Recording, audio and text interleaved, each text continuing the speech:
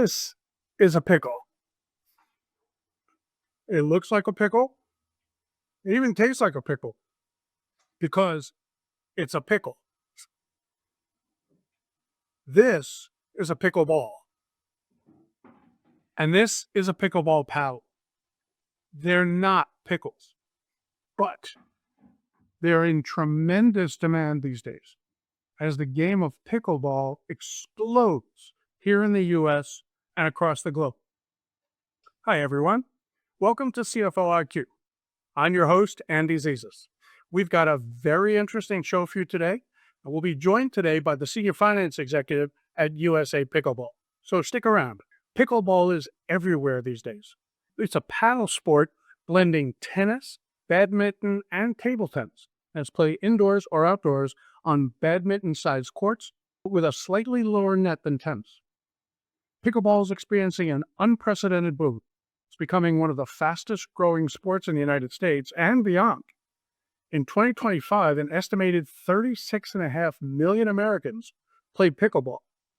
And in 2024, the estimates were 19.8 and 10.2 million players respectively, far outpacing most other recreational activities. Now, participation isn't limited to casual play, and the global pickleball market is expected to continue its tremendous growth. The sport's appeal now spans generations, with the average player age dropping and players aged 25 to 34 becoming one of the largest demographics. Pickleball courts and facilities are multiplying rapidly to meet the soaring demand, while competitive play and major tournaments continue to grow in size and visibility. Pickleball's combination of accessibility, social engagement, and competitive opportunities helps explain why its player base and cultural footprint continue to explode. USA Pickleball is the official national governing body of the sport. It's a not-for-profit 501c3 and is dedicated to preserving pickleball's integrity and driving its growth nationwide. The organization sanctions top tournaments, certifies equipment and facilities, trains referees, and provides educational resources. USA Pickleball also maintains the official rules to ensure fair play at all levels. Today, we're joined by Keith Helmuth, Senior Finance Executive at USA Pickleball. Keith oversees financial controls for the company and reports on and delivers the financial results for management and USA Pickleball's board of directors. Keith's hometown is Coots, Indiana, home of the Coots Mustangs. Keith enjoys sports, which is why he's also drawn to pickleball and its great mix of competition, social aspects, and skill. By the way, Keith will also appear in a cover story of an upcoming issue of CFO Intelligence magazine. Today, Keith and I will discuss how finance contributes to the growth of this tremendous sport, pickleball, and the company itself, USA Pickleball. Keith, it's wonderful to have you here. Thank you so much for joining us on CFO IQ. Andy, I'm thrilled to be here and talk all things pickleball. So, thanks, Keith. So, let's jump into our conversation. Pickleball is exploding, not only here in the U.S., but also globally. But as CFO, I'd like to understand what are some of the challenges, the biggest challenges, I hope you'll share with us, that you've experienced in this very, very high-growth sports industry. Yeah, great question, Andy. I mean, I think for me and for us, the long-term strategic planning is a challenge when your sport and industry is growing so fast. You know, putting finances in there with a long-term plan. I mean, we are actively actually working on our strategic long-term plan. I mean, up till now, we've mostly focused on a year-over-year basis, to be quite honest. You know, we budget thoroughly, but looking out to the future, I mean, it's like, hey, you know, what do we want to do when we grow up, kind of thing. So we're working on that as we continue to mature as an organization. So I would say one thing is kind of the long-term planning, and then even year-over-year budgeting is a challenge, just because things change so much. You know, you start working on a budget halfway through the year for the following year, and by the end of the year, things are changing and developing. So that's a challenge, you know. And then I'd say industry benchmarks is tough because there's really not much comparison. You know, I mean, we're in the sport, we're in the industry of sports, you know. But I mean, if you look at some of the more popular sports now, I mean, if you get 10-15% growth in a sport, I mean, that's pretty significant. Basketball, football, soccer, those things. We're experiencing, 50% or plus growth year over year. So that becomes a challenge for us in the finance department as well. I mean, I don't know how you budget for 50% growth. I mean, that's tremendous.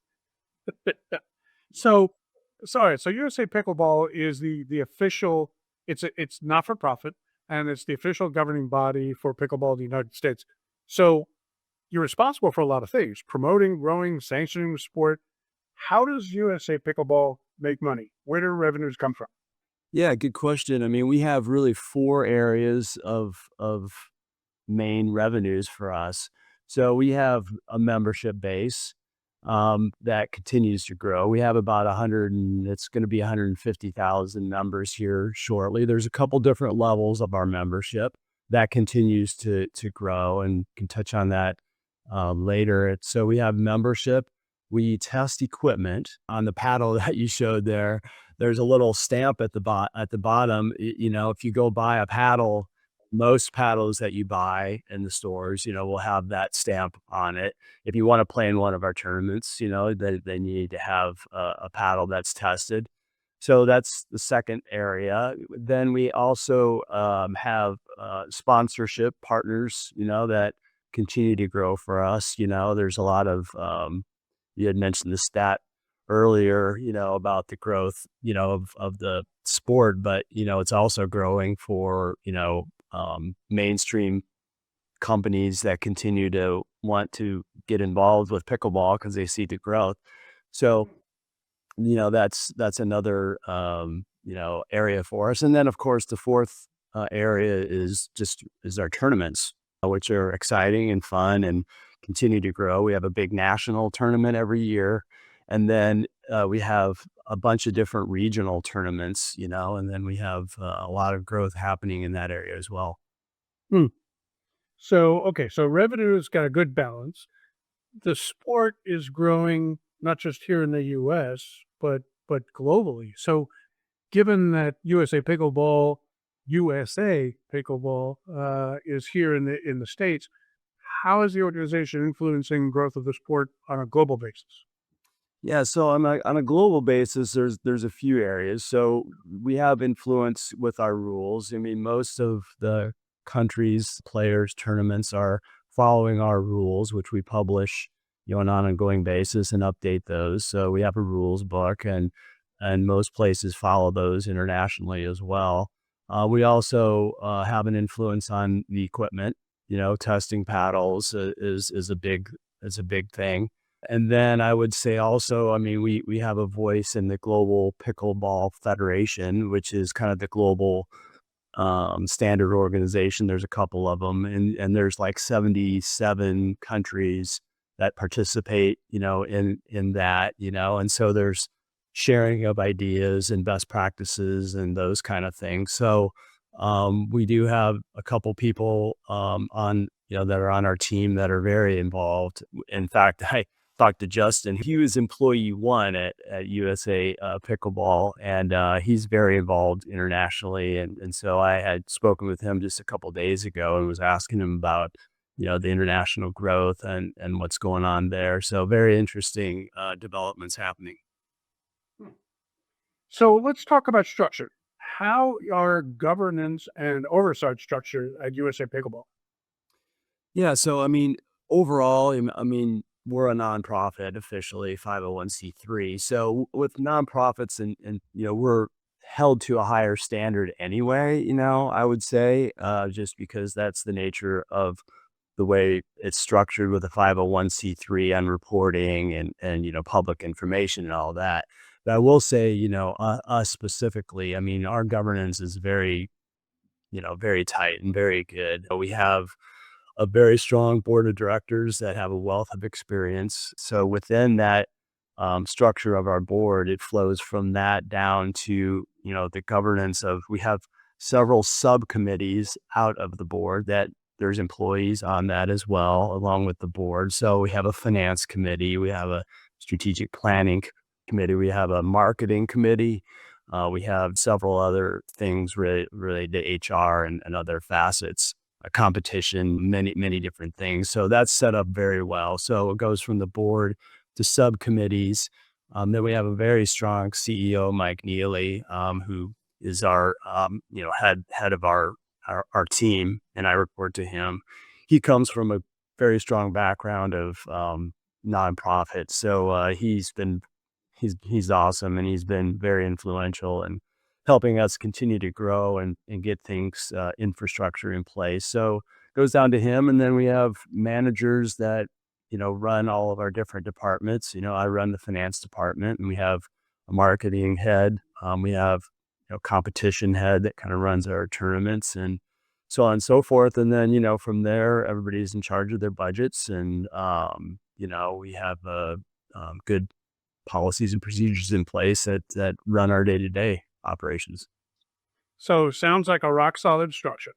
And it sounds like you've got, a diverse group of people running your organization and on the board. And, I find that interesting because you yourself have a very interesting background. You come from, the small to medium high growth private company world.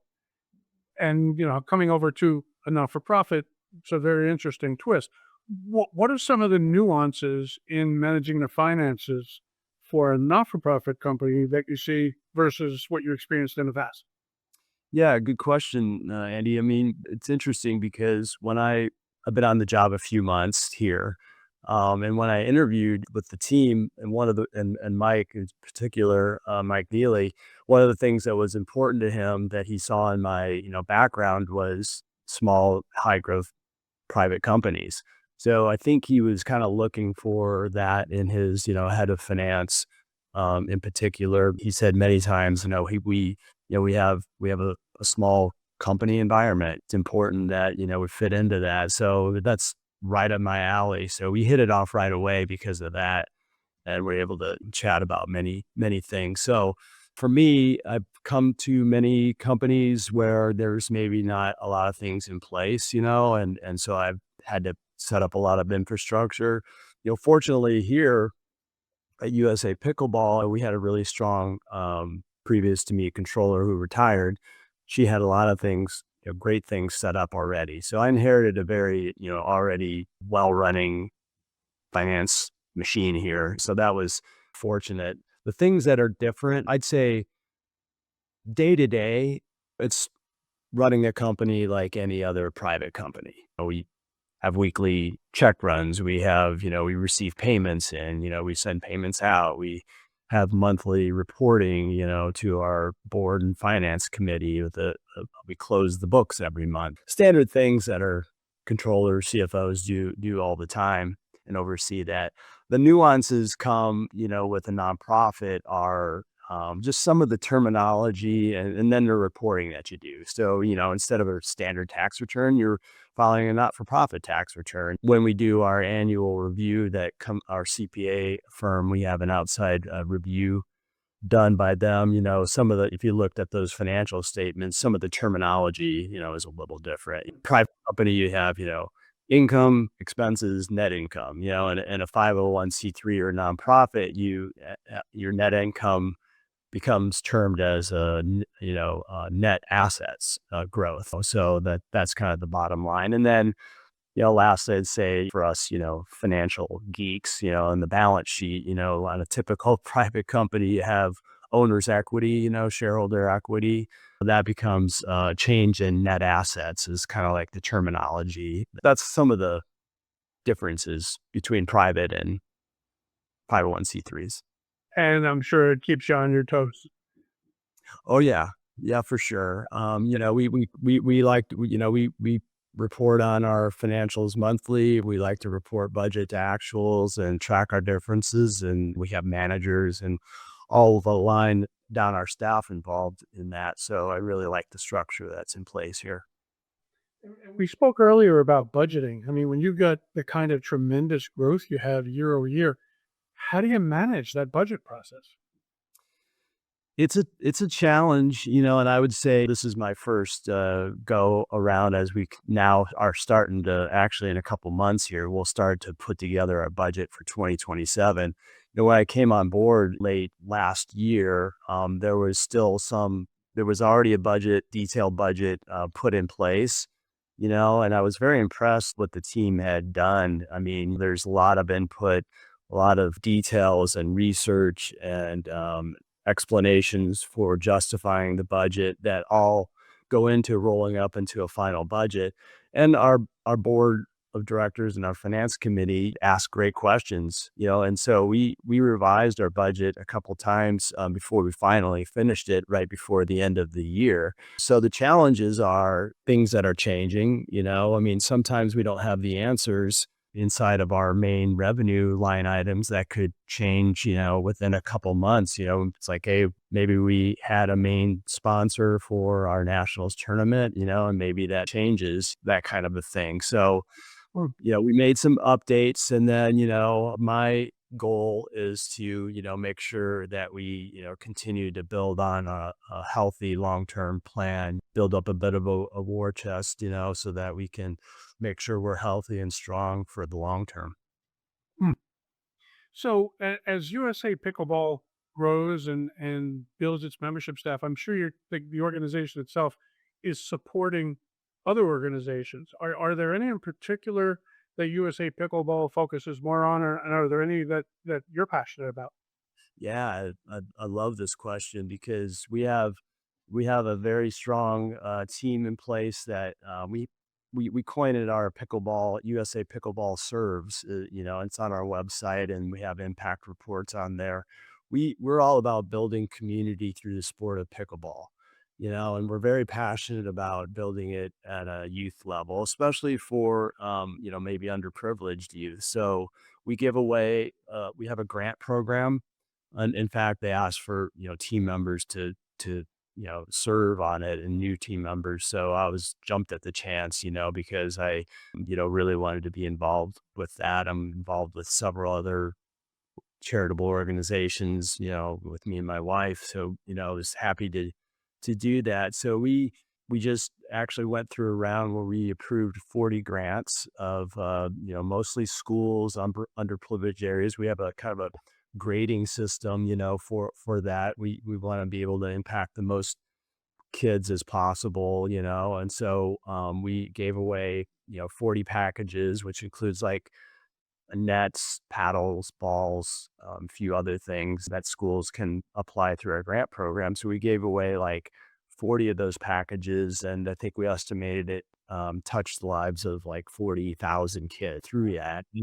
And as a, like we have stats on accumulating, and so we figure we've touched the lives of like 500,000 kids and youth, and So it's like in just one program and 500,000 overall. yeah. Yeah, and in over 40 states of our 50 states here in the US as well. Bravo, bravo. That's tremendous. That's you know what that says a lot about the organization. I'm sure it makes it a lot more enjoyable for you to be part of management there. Yes, for sure. Yeah, that's great. So with the rapid growth and the tremendous increase in membership, where does growth go from here? Where do you see the largest growth opportunities are for the sport and for the company? Yeah, so, within those 4 core areas that I had mentioned is we are growing within those because we feel like those are our core competency. Membership, our tournaments, equipment testing, and our, partner sponsors. So within that, our growth is really focused, first of all, on I mean, the youth side of the growth of pickleball is unbelievable. So we're very involved, like, with, college and high school programs all the way down to, younger kids. Because that's I mean, you had mentioned the stat when we started, I think, of, the average age. It continues to go down because so many young kids are playing it. So we have somebody, a new team member, that's just focused on college, So she goes out and there's a lot more colleges sanctioning pickleball as a sport. That's important. High schools, tournaments. In fact, in our regional and national tournaments, we have a huge amount of youth playing in those now, which is awesome to see. So I'd say, within like that we have youth growing. So that's a big focus for us. The other thing that's exploding and is really within touches both our membership and our tournaments is league play. I mean, there are so many cities and places, probably in your town and definitely here in Phoenix, Scottsdale. I mean, there's leagues going on everywhere. So that's getting added. And so that's something we're very involved with and is a big growth area. And then in our equipment testing area, we're starting to, I'm sure you see it and I see it. There's so many facilities getting built, new facilities, that are coming online all the time. So now we're getting asked to like, hey, can you come and review our courts, and our facility and our lighting and our nets and all those things. So that's part of equipment testing, but that's a new area of growth that we haven't seen before. And then finally, I'd say in our sponsor partner area, I mean, you're seeing a lot more mainstream, bigger companies come down into the sport. I mean, like names like, Skechers. I mean, they're a sponsor of ours. Oh, and they came on the scene doing pickleball shoes and other things, not, maybe 2 years ago. Tommy Bahama is they jumped into space, and they're a big sponsor of ours. So, even like Sandals Resort, they have pickleball courts now at most of the resorts and they're a sponsor of ours. So that's another area of growth for us. Wow. All right. So there's one question I've been dying to ask you. When a sport takes off like this, which doesn't really happen very often, and becomes as popular as pickleball has become, not just here in the U.S. but globally, the question that I'm sure a lot of people are asking is pickleball coming to the Olympics? And if so, what does that do for the sport worldwide? Yeah, we get asked that a lot.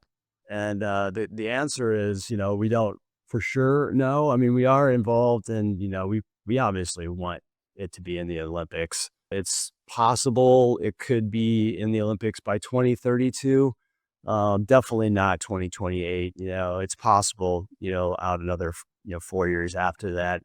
The challenge, there's a couple challenges for it to become really a fully fledged Olympic sport. It's growing crazy and it's growing internationally, but internationally has not yet caught up to where we're at in the States.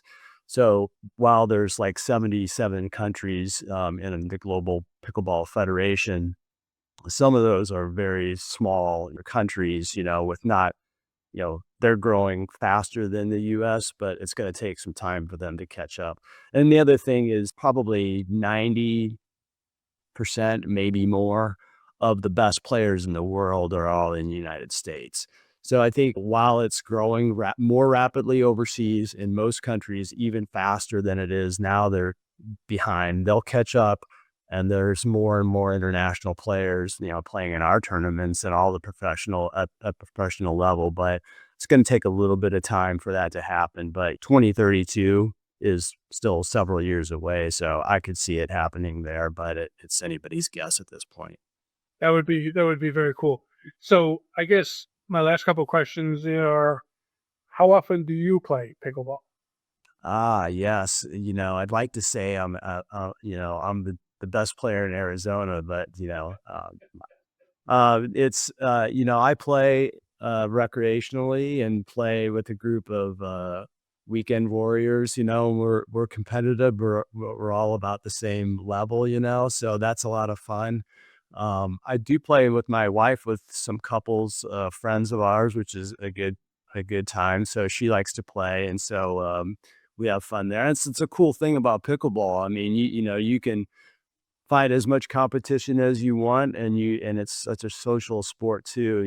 So it's a really good time. And then we do play some at the company too, and I would say, you know, um, most people play at the company at some level. There's some that are really good, and then we have others that play casually. So I'd say everybody has played some, and some more than others. We're starting to have some more company events where we're playing, which is a lot of fun. We had a holiday party where we played. We had a couple of courts at a local place, and that was a lot of fun. Is proficiency in pickleball part of the job description for someone who wants to come work for the company? Yeah, it's funny because when I interviewed with the company, they're like, "You don't have to play pickleball." I'm like, "Well, I do, so it's good. Just don't hire me based on how good I am." That's all I ask. I'm a finance guy. I'm not a pickleball pro. Keith, this has been a lot of fun. I really appreciate your joining us today and sharing your thoughts, not only on finance and growth, but on the pickleball sport as well. It's been wonderful having you here. I appreciate it, Andy. I was really thrilled that got asked for the opportunity, and it's been a blast. Well, it's been great, and we're looking forward to seeing your cover story come out in CFO Intelligence magazine. So thanks again, Keith. I really appreciate you joining us. Thank you. Ladies and gentlemen, thank you very much for joining us here on CFO IQ. You are listening to Keith Helmuth, the Senior Finance Executive at USA Pickleball. If you'd like to learn more about Keith, visit USA Pickleball online or visit us here at CFOIQ.com.